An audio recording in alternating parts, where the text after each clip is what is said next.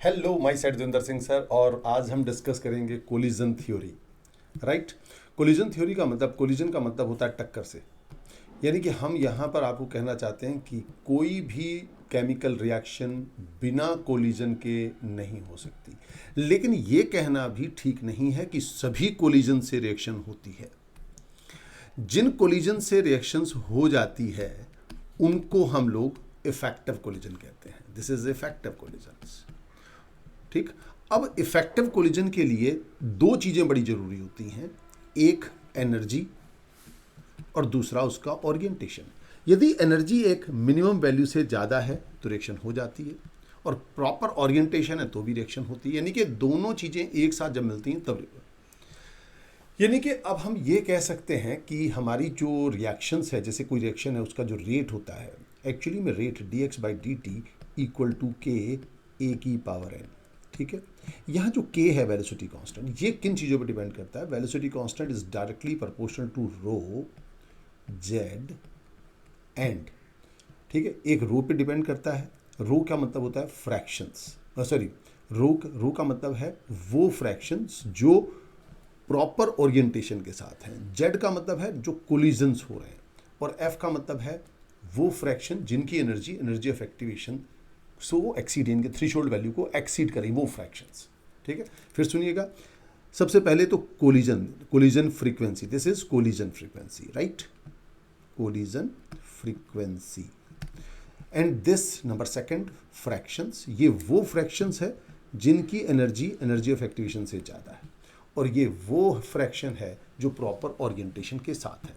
यानी कि मैं आपसे ये कहना चाहता हूँ कि K is equal to Z into rho into F.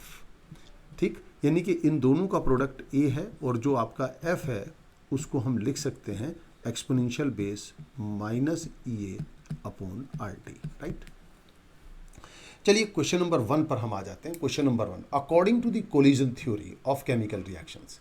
यदि हम collision theory of chemical reactions की मैं बात करूं तो इसका मतलब यह है कि एवरी कोलिजन से रिएक्शन होती है, ऐसा तो बिल्कुल नहीं है।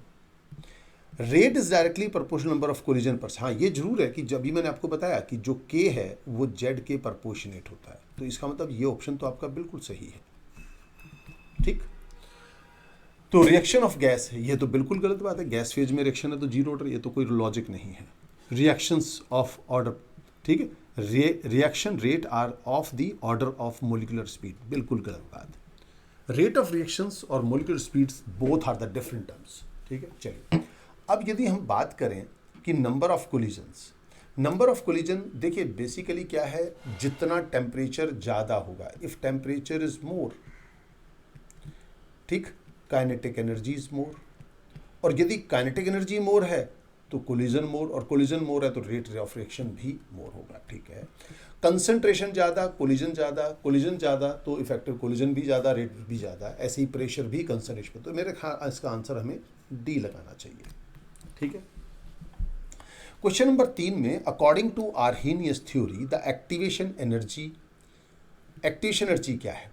आर्हेनियस थ्योरी के अनुसार बेटा एक्टिवेशन एनर्जी का मतलब है कि हमारे जो मॉलिक्यूल्स हैं उनकी जो एनर्जी है, जितनी वो एनर्जी पजेस कर रहे हैं और जितनी उनको थ्रेशोल्ड वैल्यू तक पहुंचने के लिए चाहिए, ठीक है, वो जो डिफरेंस आता है, वो इन दोनों के बीच में जो डिफरेंस आता है उसे हम लोग एक्टिवेशन एनर्जी की बात करते हैं। यानी कि this is activation energy, right. यानी कि मैं आपको कहना चाहता हूं, जैसे मान लो energy which molecule should possess in order to undergoes reaction, ये तो बिल्कुल गलत बात है। The energy it acquire further so it get enter, बिल्कुल। यदि वो इफेक्टिव, यानी कि इसका मतलब ये है कि इतनी एक रिएक्टेंट है ये, और ये इंटरमीडिएट है और ये प्रोडक्ट है, यानी कि इतनी एनर्जी उसको डिफरेंस चाहिए। यहाँ ये एनर्जी रिएक्टेंट की है और ये एनर्जी इसकी इंटरमीडिएट की है। इंटरमीडिएट के बराबर पहुँचने के लिए जितनी एनर्जी की रिक्वायरमेंट है वही उसकी क्या होगी? एक्टिवेशन। यानी कि ये जो बात कह रहा है, energy it has to require further, यानी कि आपके पास किताब की कीमत 300 रुपये, ठीक, आपके पास 100 रुपये, ठीक है। तो अब आपको 200 रुपये की ज़रूरत है इस किताब को परचेज करने के लिए। ये 200 जो है ये एक्टिवेशन एनर्जी है। ऐसे ही एक रिएक्टेंट की अपनी एनर्जी 100 जूल है उसको, और जो उसकी एक्टिव जो थ्रेशोल्ड एनर्जी है वो 300 जूल है। तो यानी कि 200 जूल एनर्जी उसको मिल जाए तो उस थ्रेशोल्ड वैल्यू तक वो पहुंचेगा। तो मुझे लगता है सी इज़ द करेक्ट आंसर, यानी कि एक इफेक्टिव कोलिजन तक पहुंचने के लिए उसे बाहर से जितनी एनर्जी रिक्वायर्ड होती है मिनिमम, वो उसकी एक्टिवेशन। इसके बाद which of the following does not represent Arrhenius equation, इसमें से कौन है जो आर्हीनियस? देखिए बेटा, आर्हीनियस इक्वेशन होती है k equal to A exponential base minus E A by R T, right. तो उस हिसाब से ये बिल्कुल सही है। यदि मैं इसका लॉगरिथम ले लूँ ln बेस, ठीक है, नेचुरल, तो ये भी बिल्कुल सही बात है। और यदि मैं ये करता हूँ log 10 बेस पे तो ये भी ठीक है, लेकिन ये तो गलत है। आप इससे इसको मैच करिएगा, यहाँ कैपिटल ई नहीं, यहाँ स्मॉल ई होना चाहिए, ठीक है, और ऊपर ई ए बाई आर टी होना चाहिए, यानी कि बिल्कुल गलत एक्सप्रेशन दिया है। क्वेश्चन नंबर 5, यदि आप टेम्परेचर को इंक्रीज करते हैं तो रेट ऑफ रिएक्शन इंक्रीज हो जाती है। इसमें मुझे कोई दो राय नहीं कि जब आप टेम्परेचर बढ़ाओगे, देखिए टेम्परेचर बढ़ने से रेट ऑफ रिएक्शन बढ़ जाता है, इसमें तो कोई दो राय नहीं है। ये जैसे मान लो आप ग्राफ खींचे तो ऐसे आता है, ये एक्टिवेशन एनर्जी, टेम्परेचर के बढ़ाने से कुछ ऐसा होता है, तो इतने मोलिक्यूल आपके एक्स्ट्रा और हो गए। तो इसका मतलब क्यों टेम्परेचर के बढ़ाने से रेट बढ़ता है? क्योंकि आपके कोलिजन का रेट डिक्रीज होता है, गलत।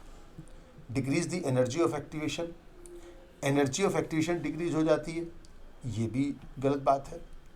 डिक्रीज नंबर ऑफ एक्टिवेटेड, ये भी गलत है। ये देखिए अभी तो पढ़ा है ना मैंने, ये increase, the D is the correct answer. Question number 6 में आपको आता, energy of activation of a reactant is reduce. Actually देखो, पहली बात तो बेटा मैं आपको और बता दूं कि ये क्वेश्चन कायदे से ठीक नहीं है, ठीक है। Energy of reactant, activation he energy of reactant कह सकते हो, यदि आप एनर्जी ऑफ रिएक्टेंट्स की बात कर सकते हो। एक्टिवेशन एनर्जी जो होती है वो टेम्परेचर से चेंज जनरली नहीं होती है, लेकिन फिलहाल क्वेश्चन कुछ इस तरीके से वो डिज़ाइन किया जा रहा है कि अब आप क्या करते हो कि जैसे हम टेम्परेचर को कम कर देंगे, यदि टेम्परेचर को मैं कम कर दूंगा, ये मान लो, ये देखिए, ये आपका रिएक्टेंट की एनर्जी है, ये आपके इंटरमीडिएट की एनर्जी है, तो ये एक्टिवेशन एनर्जी है। यदि टेम्परेचर को मैं बढ़ा देता हूं तो रिएक्टेंट की एनर्जी थोड़ी बढ़ जाती है, और उस केस में ये एक्टिवेशन एनर्जी थोड़ी कम हो जाती है, जबकि ऐसा होता नहीं, इतना ज़्यादा फर्क नहीं आता है। फिलहाल ऑप्शन को देखते हुए टेम्परेचर को यदि आपने इंक्रीज कर दिया तो रिएक्टेंट की एनर्जी इंक्रीज हो जाएगी और ये डिफरेंस कम हो जाएगा, तो उस हिसाब से आंसर ये, लेकिन बहुत अच्छा क्वेश्चन नहीं है। क्वेश्चन नंबर 7 में लिखा है the minimum energy of molecule should possess in order to enter a fruitful collision. अरे भाई, इसका मतलब ये है कि हमें इतनी एनर्जी हम देते हैं कि वो रिएक्शंस होने लगती है, तो उस एनर्जी को आप बोलते हैं एक्टिवेशन एनर्जी। उस एनर्जी को एक्टिवेशन एनर्जी कहा जाता है, राइट। अब बेटा क्वेश्चन नंबर 8, क्वेश्चन नंबर 8 में आर्हीनियस इक्वेशन क्या है? देखिए बेटा, आर्हीनियस इक्वेशन जो है k is equal to A exponential base minus E A by R T, ये भी है, ठीक है। और हम यदि इसमें वेलोसिटी कांस्टेंट को टेम्परेचर के बेस पर डिफरेंशिएट कर देते हैं, ठीक है, तो d ln k by d T is equal to E A upon R T square, this is the correct answer. यदि मैं इसको, हमने क्या किया, टेम्परेचर के साथ साथ जो वेलोसिटी कांस्टेंट में जो चेंज है, ये temperature coefficient with respect to temperature के साथ जो हमारा वेलोसिटी कांस्टेंट जब चेंज होता है, तो उसके लिए हम इस इक्वेशन को, ये जो इक्वेशन है बेटा, इसको हम डिफरेंशिएट कर लेते हैं, और इसको डिफरेंशिएट करके आंसर हमारा ये आता है, और ये आर्हीनियस इक्वेशन है, तो answer is the B is the correct answer. Question number 9, activation energy किस बात पे डिपेंड करती है? देखिए बेटा, activation energy of reaction depend on, तो बेटा वैसे तो टेम्परेचर पे ही हम कहते हैं, क्योंकि अभी पीछे भी मैं प्रूव करके आया हूँ, लेकिन बहुत ज़्यादा टेम्परेचर का असर होता नहीं है।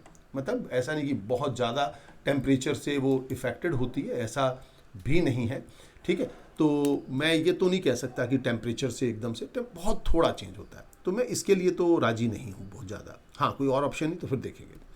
हाँ, ये बात मुझे बड़ी अच्छी लगती है, यदि मान लो आपके रिएक्टेंट आयनिक हैं तो रेट बड़ा फास्ट है, रेट फास्ट है तो एक्टिवेशन एनर्जी कम है। यदि आपके रिएक्टेंट्स बहुत ज़्यादा जो उनके जो रिएक्टेंट्स हैं उनके बॉन्ड बहुत स्ट्रांग है, उनको तोड़ने में बहुत ज़्यादा एनर्जी देनी पड़ती है, तो एक्टिवेशन एनर्जी अपने आप ज़्यादा हो जाएगी। तो जैसे मान लो आयनिक रिएक्शंस होती है बहुत फास्ट है, तो इसका मतलब वहाँ एक्टिवेशन एनर्जी बड़ी कम है। कोवलेंट रिएक्शन की एक्टिवेशन एनर्जी थोड़ी ज़्यादा होती है, क्योंकि वहाँ बॉन्ड तोड़ने पड़ते हैं, एनर्जी प्रोवाइड करनी पड़ती है। तो नेचर ऑफ रिएक्टेंट मुझे ज़्यादा अच्छा लगता है कि मैं नेचर ऑफ रिएक्टेंट की बात करूँ, राइट। क्वेश्चन नंबर 10वें में यदि आप आ जाएं तो 10वें में तो बेटा ये हम कहेंगे ना बेटा, log k is equal to log a minus EA by R T, EA by R T. log k versus 1/t में ग्राफ खींचूं, log k वर्सेस 1/t में यदि हम ग्राफ खींचते हैं, this is log k, okay, this is log k versus 1/t, तो ग्राफ आपका ये देखिए निगेटिव स्लोप के साथ होगा, और स्लोप इसका जो स्लोप होगा वो क्या आ जाएगा, माइनस EA/r इसका स्लोप आ जाएगा, और इंटरसेप्ट आपका log k is the intercept. तो मुझे लगता है ए, यहाँ थोड़ा सा एक k और लिख लीजिएगा, log तो कुछ नहीं होता, log k लिखना पड़ेगा। क्वेश्चन नंबर 11 में लिखा Arrhenius equation express the effect of temperature on the rate of constant. बिल्कुल सही बात है बेटा कि जो effect of temperature rate constant पर सीधा सीधा इफेक्ट, और k is equal to exponential base minus EA by R T is the correct answer. इसमें कोई शक नहीं होना चाहिए, ये गलत आंसर है, ठीक है, ये भी गलत आंसर है, और ये तो बिल्कुल ही गलत आंसर है। चलिए क्वेश्चन नंबर 12। अच्छा एक बात बताओ, यदि एक्टिवेशन एनर्जी आपकी जीरो है, खुद सोचिए बेटा, एक्टिवेशन एनर्जी यदि जीरो है तो बेटा फिर आप क्या लिखेंगे, आपका फॉर्मूला तो ये होता है log K2 upon K1 is equal to EA upon 2.303 R 1/T1। देखो बेटा यहाँ यदि 2 है तो यहाँ 1 ही आएगा, 1/T1 माइनस 1/T2, और तुम्हारा ये वाला फैक्टर यदि जीरो है तो ये पूरा फैक्टर जीरो हो जाएगा। यदि पूरा फैक्टर जीरो है तो जीरो का एंटीलॉग लेने पर K2 upon log K2 by K1, तो K2 by K1 equal to 1 आ गया, तो K1 इक्वल टू K2। तो मुझे बिल्कुल सोचने के लिए सोचना मेरे को बहुत ज़्यादा मुश्किल, this is the correct answer, right. चलिए क्वेश्चन नंबर 13 में पूछा activation energy is given by formula, this is K2 by K1, ठीक है। यदि ये K2 बाई K1 है तो यहाँ होना चाहिए ये, देखिए तो यहाँ पे क्या हम इसको आंसर जो हम देंगे, तो आंसर मुझे ऐसा लगता है कि K2 बाई K1, तो K2 बाई K1 में आपका आ जाएगा 1 बाई, हाँ ठीक है, this is the correct answer, okay. चलिए वही सिंपल सी बात है, आप ऐसे सोचिए ना मेरे बेटा, log K2 upon K1 is equal to EA upon 2.303 R 1/T1 minus 1/T2, ठीक है, 1/T2, राइट। तो ये आंसर इज द करेक्ट हो जाएगा। अब बेटा हम आपको एक नए क्वेश्चन में लाते हैं। उसने लिखा है कि एक रिएक्शन है जिसकी एक्टिवेशन एनर्जी फॉरवर्ड और रिवर्स की सेम है। यदि भाई फॉरवर्ड और रिवर्स की एक्टिवेशन एनर्जी सेम है तो यानी कि ये और ये सेम है, तो इसका मतलब डेल्टा एच जीरो है। तो आपको ना सोचे समझे कह सकते हैं कि डेल्टा एच इस रिएक्शन का जीरो हो जाएगा।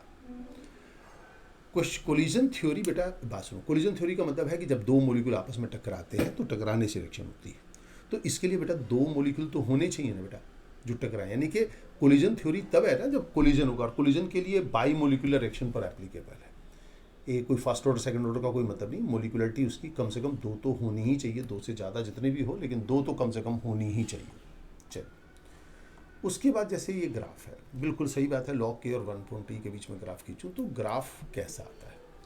तो बेटा ये तो आपको भी थोड़ी देर पहले ही हमने बता दिया था कि a log K equal to log A minus EA upon 2.303 RT। तो यहाँ स्लोप आपका नेगेटिव होगा, तो this is the correct answer. और स्लोप कितना, minus EA upon 2.303 R is the correct answer. इसके बाद बेटा क्वेश्चन नंबर 17 में the rate constant of a reaction temperature 200 kelvin is 10 time less. यानी कि इसका मतलब ये हुआ कि K1 इज इक्वल टू, यदि K है मतलब 200 केल्विन के ऊपर ये, और यदि मैं कहूँ 400 केल्विन पर K कितना है, जरा बताओगे क्या बेटा, वो आपका 10K होगा। तो फॉर्मूला क्या होता है बेटा, log K2 by K1 is equal to E